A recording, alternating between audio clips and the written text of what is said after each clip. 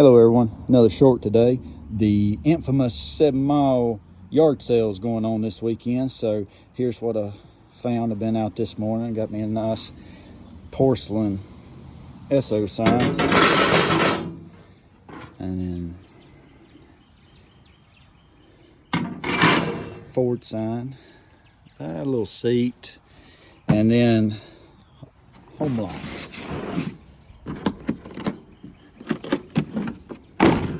Yeah, look at this thing, guys.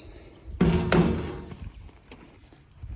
me get look at that. Boy, is it clean. Whoever had it took pretty good care of it, I do believe.